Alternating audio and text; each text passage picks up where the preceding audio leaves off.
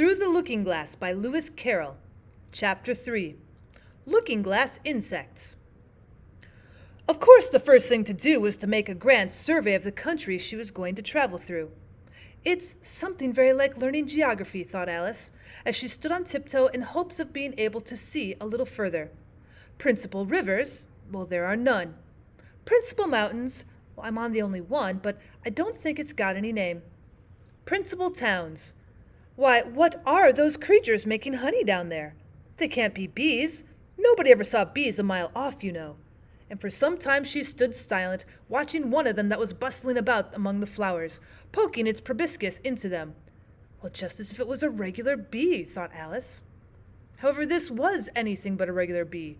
In fact, it was an elephant, as Alice soon found out, though the idea quite took her breath away at first. Well, and what enormous flowers they must be, was her next idea. Something like cottages with the roofs taken off and stalks put to them. And what quantities of honey they must make. I think I'll go down and, well, no, I won't just yet.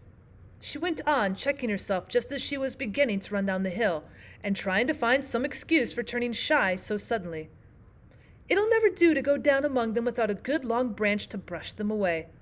And what fun it'll be when they ask me how I like my walk. I shall say, "Oh, I like it well enough." Here came the favorite little toss of the head. "Only it was so dusty and hot, and the elephants did tease so." "I think I'll go down the other way," she said after a pause, "and perhaps I may visit the elephants later on. Besides, I do so want to get to the third square." So with this excuse she ran down the hill and jumped over the first of the 6 little brooks. "Tickets, please," said the guard, putting his head in at the window. In a moment everybody was holding out a ticket, and they're about the same size as the people, and they seemed to fill the carriage. "Now then, show your ticket, child," the guard went on, looking angrily at Alice. And a great many voices all said together, like the chorus of a song, thought Alice, "Don't keep him waiting, child. Why, his time is worth £1,000 a minute." "Oh, I'm afraid I haven't got one," Alice said in a frightened tone. "There wasn't a ticket office where I came from." And again the chorus of voices went on. "There wasn't room for one where she came from. The land there is worth £1,000 an inch." "Don't make excuses," said the guard. "You should have bought one from the engine driver." And once more the chorus of voices went on with, "The man that drives the engine. Why, the smoke alone is worth £1,000 a puff." Alice thought to herself, well, then there's no use in speaking. The voices didn't join in this time, as she hadn't spoken, but to her great surprise they all thought in chorus. I hope you understand that thinking in chorus means, for I must confess that I don't. Better say nothing at all. Language is worth £1,000 a word. Well, I shall dream about £1,000 tonight. I know I shall, thought Alice. All this time the guard was looking at her, first through a telescope, and then through a microscope, and then through an opera glass. At last he said, "You're traveling the wrong way," and shut up the window and went away. "So young a child," said the gentleman sitting opposite to her. He was dressed in white paper. "Ought to know which way she's going, even if she doesn't know her own name." A goat that was sitting next to the gentleman in white shut his eyes and said in a loud voice, "Well, she ought to know her way to the ticket office, even if she doesn't know her alphabet." There was a beetle sitting next to the goat. It was a very queer carriage, full of passengers altogether. And as the rule seemed to be that they should all speak in turn, he went on with, "She'll have to go back from here as luggage." Alice couldn't see who was sitting beyond the beetle, but a hoarse voice spoke next. "Change engines," it said, and was obliged to leave off. "It sounds like a horse," Alice thought to herself, and an extremely small voice close to her ear said, "You might make a joke on that. Something about horse and horse, you know." Then a very gentle voice in the distance said, "She must be labelled Lass with Care, you know." And after that the other voices went on. What a number of people there are in the carriage, thought Alice, saying, "She must go by post, as she's got a head on her. She must be sent as a message by the telegraph. She must draw the train herself the rest of the way," and so on. But the gentleman dressed in white paper leaned forwards and whispered in her ear, "Never mind what they all say, my dear, but take a return ticket every time the train stops." "Well, indeed, I shan't," Alice said rather impatiently. "I don't belong to this railway journey at all. I was in a wood just now, and I wish I could get back there." "Well, you might make a joke on that," said the little voice close to her ear. "Something about you would if you could, you know." "Oh, don't tease so," said Alice, looking about in vain to see where the voice came from. "If you're so anxious to have a joke made, why don't you make one yourself?" The little voice sighed deeply. It was very unhappy, evidently, and Alice would have said something pitying to comfort it. If it would only sigh like other people, she thought. But this was such a wonderfully small sigh that she wouldn't have heard it at all if it hadn't come quite close to her ear. The consequence of this was that it tickled her ear very much and quite took off her thoughts from the unhappiness of the poor little creature. "I know you are a friend," the little voice went on, "a dear friend and an old friend, and you won't hurt me, though I am an insect." "Well, what kind of insect?" Alice inquired a little anxiously. What she really wanted to know was whether it could sting or not, but she thought this wouldn't be quite a civil question to ask. "What, then you don't?" the little voice began, when it was drowned by a shrill scream from the engine, and everybody jumped up in alarm, Alice among the rest. The horse, who'd put his head out the window, quietly drew it in and said, "It's only a brook we have to jump over." Everybody seemed satisfied with this, though Alice felt a little nervous at the idea of trains jumping at all. "However, it'll take us to the 4th square, and that's some comfort," she said to herself. In another moment she felt the carriage rise straight up into the air, and in her fright she caught at the nearest thing to her hand, which happened to be the goat's beard. But the beard seemed to melt away as she touched it, and she found herself sitting quietly under a tree, while the gnat, for that was the insect she'd been talking to, was balancing itself on a twig just over her head and fanning her with its wings. It certainly was a very large gnat, about the size of a chicken, Alice thought. Still, she couldn't feel nervous with it after they'd been talking together so long. "Then you don't like all insects?" the gnat went on, as quietly as if nothing had happened. "Well, I like them when they can talk," said Alice. "None of them ever talk where I come from." "What sort of insects do you rejoice in where you come from?" the gnat inquired. "Oh, I don't rejoice in insects at all," Alice explained, "because I'm rather afraid of them, at least the large kinds. But I can tell you the names of some of them." "Of course they answer to their names," the gnat remarked carelessly. "Well, I never knew them to do it." "What's the use of their having names," the gnat said, "if they won't answer to them?" "Well, it's no use to them," said Alice, "but it's useful to the people who name them, I suppose. If not, why do things have names at all?" "Oh, I can't say," the gnat replied. "Further on in the wood down there they've got no names. However, go on with your list of insects. You're wasting time." "Well, there's the horsefly," Alice began, counting off the names on her fingers. "All right," said the gnat. "Halfway up that bush you'll see a rocking horsefly, if you look. It's made entirely of wood, and gets about by swinging itself from branch to branch." "Well, what does it live on?" Alice asked with great curiosity.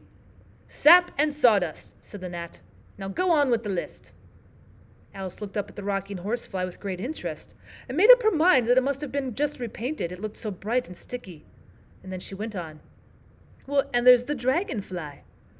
"Look on the branch above your head," said the gnat, "and there you'll find a snap-dragonfly. Its body is made of plum pudding, its wings of holly leaves, and its head is a raisin burning in brandy." "And what does it live on?" "Well, frumenty and mince pie," the gnat replied, "and it makes its nest in a Christmas box." "Well, and then there's the butterfly," Alice went on, after she'd taken a good look at the insect with its head on fire, and had thought to herself, "I wonder if that's the reason insects are so fond of flying into candles, because they want to turn into snap-dragonflies." "Well, crawling at your feet," said the gnat. Alice drew her feet back in some alarm. "You may observe a bread and butterfly. Its wings are thin slices of bread and butter, its body is a crust, and its head is a lump of sugar." "And what does it live on?" "A weak tea, with cream in it." A new difficulty came into Alice's head. "Well, supposing it couldn't find any," she suggested. "Well, then it would die, of course." "Oh, but that must happen very often," Alice remarked thoughtfully. "Oh, it always happens," said the gnat. Well, after this, Alice was silent for a minute or two, pondering. The gnat amused itself meanwhile by humming round and round her head. At last it settled again and remarked, "I suppose you don't want to lose your name?" "Well, no, indeed," Alice said, a little anxiously. "And yet, I don't know," the gnat went on in a careless tone. "Only think how convenient it would be if you could manage to go home without it. For instance, if the governess wanted to call you to your lessons, she would call out, 'Come here,' and she would have to leave off because there wouldn't be any name for her to call. And of course, you wouldn't have to go, you know." "Well, that would never do, I'm sure," said Alice. "The governess would never think of excusing me lessons for that. If she couldn't remember my name, she'd call me Miss, as the servants do." "Well, if she said Miss and didn't say anything more," the gnat remarked, "of course you'd miss your lessons." "That's a joke. I wish you had made it." "Why do you wish I had made it?" Alice said. "It's a very bad one." But the gnat only sighed deeply while 2 large tears came rolling down its cheeks. "Well, you shouldn't make jokes," Alice said, "if it makes you so unhappy."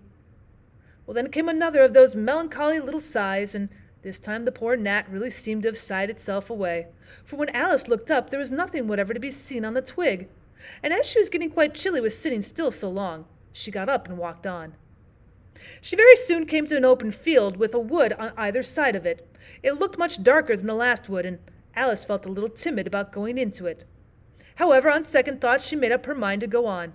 "For I certainly won't go back," she thought to herself, and this was the only way to the 8th square. "Well, this must be a wood," she said thoughtfully to herself, "where things have no names. I wonder what will become my name when I go in.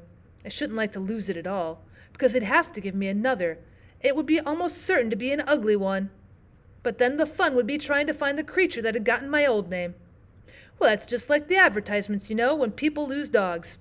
Answers to the name of Dash had on a brass collar. Just fancy calling everyone that you met Alice until one of them answered. Only they wouldn't answer at all if they were wise." She was rambling on in this way when she reached the wood. It looked very cool and shady. "Well, at any rate, it's a great comfort," she said as she stepped under the trees, "after being so hot to get into the—" "Well, into what?" she went on, rather surprised at not being able to think of the word. "I mean to get under this, you know," putting her hand on the trunk of the tree. "What does it call itself, I wonder? I do believe it's got no name. Why, to be sure it hasn't." She stood still silent for a moment in thinking, and then she suddenly began again. "Then it really has happened after all. And now who am I? I will remember if I can. I'm determined to do it." But being determined didn't help much, and all she could say, after a great deal of puzzling, was, "L. I know it begins with L." Just then a fawn came wandering by. It looked at Alice with its large, gentle eyes, but it didn't seem at all frightened. "Well, here then, Alice said, as she held out her hand and tried to stroke it, but it only started back a little and then stood looking at her again. "What do you call yourself?" the fawn said at last. Such a soft, sweet voice it had.